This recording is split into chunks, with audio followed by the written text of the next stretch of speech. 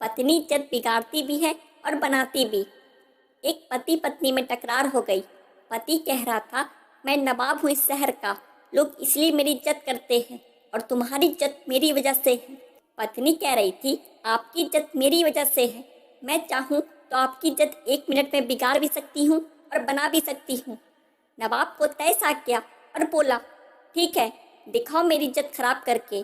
बात हो गई। नवाब के घर शाम को महफिल जमी थी दोस्तों की। हंसी मजाक हो रहा था कि अपने बेटे के रोने की आवाज़ आई। वो जोर जोर से रो रहा था और नवाब की पत्नी बुरी तरह से उसे डांट रही थी। नवाब ने जोर से आवाज़ देकर पूछा कि क्या हुआ बेगम, क्यों डांट रही हो? बेगम ने अंदर से कहा, देखिए ना, आपका बेटा खिचड़ी मांग रहा है और जबकि उसका पेट भी भर चुका है। नवाब ने कहा, दे दो थोड़ी सी और।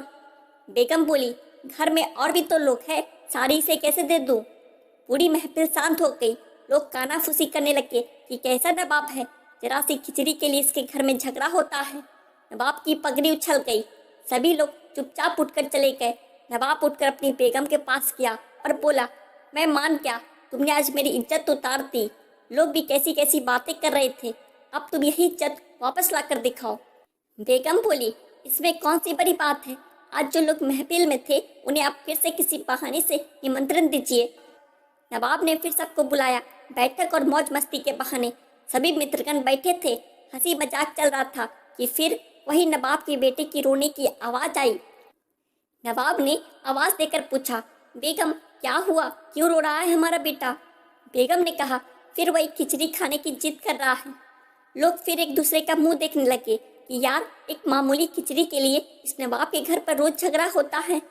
नवाब मुस्कुराते हुए बोला, अच्छा बेगम, तुम एक काम करो, तुम खिचड़ी यहाँ लेकर आओ, हम खुद अपने हाथों से अपने बेटे को देंगे, वो मान जाएगा और सभी मेहमानों को भी खिचड़ी खिलाओ।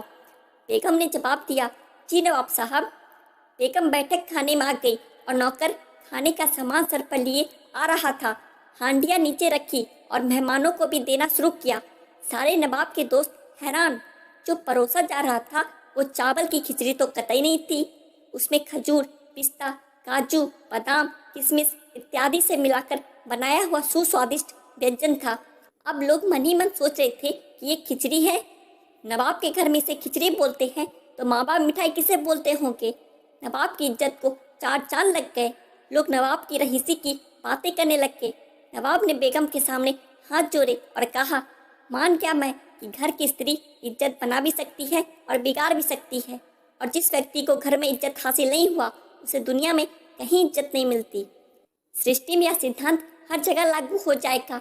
अहंकार युक्त जीवन में स्त्री जब चाहे हमारे अहंकार की इज्जत उतार सकती है और नम्रता युक्त जीवन में इज्जत बना सकती है।